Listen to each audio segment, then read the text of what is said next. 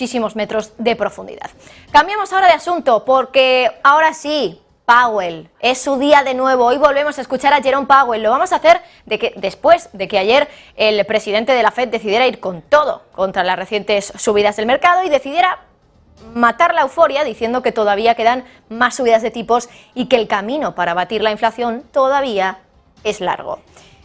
Que ya no importaba tanto, básicamente, decía Powell, la velocidad de las subidas, pero que aún lo que importaba era el nivel donde estaban los tipos. Es decir, una especie de eufemismo para decirle al mercado: no se emocionen, que el hecho de que hayamos pausado la subida este mes no implica que esto sea el pivote y que esto sea el fin de las subidas de tipos.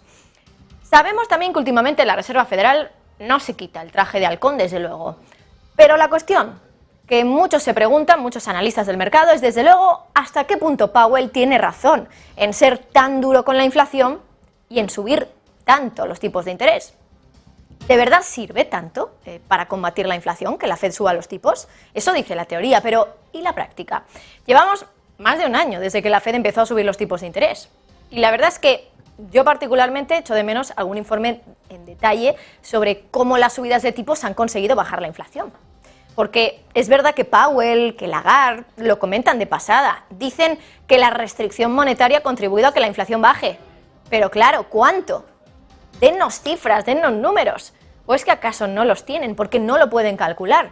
Les recuerdo, por ejemplo, que el Banco de Inglaterra llegó a decir hace muy poco, literalmente, cuando pensaban, pensaban en puntos básicos que había bajado la inflación gracias a la reducción del balance. Por ejemplo, aquí el Banco de Inglaterra sí que lo está cuantificando, sí que está diciendo: hemos bajado el balance X, pues gracias a esta bajada la inflación ha bajado X.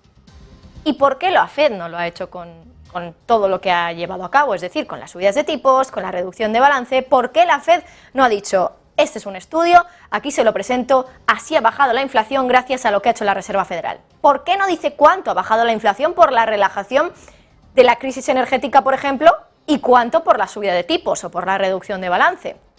Bueno, pues como les digo, todavía no tenemos esa información, pero hoy Bloomberg ha publicado un reportaje sobre las conclusiones de uno de sus modelos que desde luego es oro puro.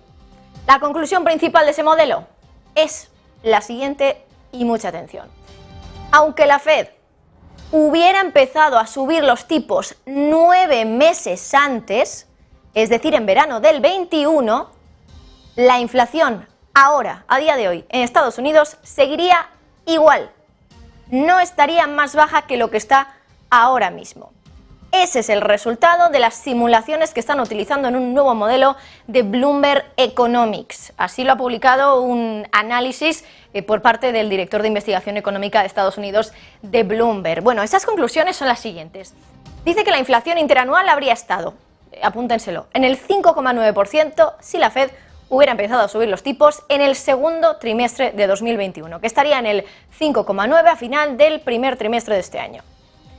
Claro, lo cierto es que la realidad es que al final de este primer trimestre de este año el IPC ha estado en el 5,8, IPC interanual, es decir, apenas diferencia. De hecho, si nos ponemos ya puristas, 5,8 la realidad, 5,9 si la Fed hubiera subido tipos 9 meses antes. Es decir, que sin subir tipos 9 meses antes la inflación está un poco más baja. De hecho, más cosas, fíjense en esto. Dicen, si la Fed hubiera respondido mucho más rápido a la inflación y hubiera subido los tipos también mucho más y mucho antes, hubiéramos tenido, dice este modelo de Bloomberg, el brote de inflación más severo desde 1970. Y dice también que para evitar realmente por completo el problema de la inflación, ¿qué tendría que haber hecho la Fed? Pues meter a Estados Unidos en una recesión muy aguda, así lo apunta el modelo. Es decir, que esto, claro, está sembrando un poco la duda de hasta qué punto la Fed realmente tiene impacto en la inflación, porque si dicen que si hubieran actuado muy rápido la inflación seguiría igual o incluso peor que en 1970, ¿realmente es la Fed la que baja el IPC con sus subidas de tipos? ¿O son factores externos, como la relajación de la crisis energética? ¿Hasta qué punto es necesario que la Reserva Federal suba los tipos hasta el 5,25, que Jerome Powell diga que todavía no se han subido lo suficiente, que todavía hay que subirlos más, que ya no importa tanto la velocidad, pero que ese 5,25 no es el final, que todavía quedan más subidas de tipos por delante. ¿Hasta qué punto de verdad eso que está haciendo Jerome Powell y que está haciendo que muchas personas, pues por ejemplo, les haya subido esa hipoteca que ahora mismo en Estados Unidos todavía está en unos niveles altísimos, que en España, por ejemplo, que es cierto que los tipos no están en el 5, en Europa están todavía un poquito más de un punto por debajo, pero que ha hecho que las hipotecas hayan subido en cientos de euros al mes, que esas subidas hayan supuesto un nuevo gasto simplemente por las subidas de tipos de cientos de euros al mes para muchísimos hogares?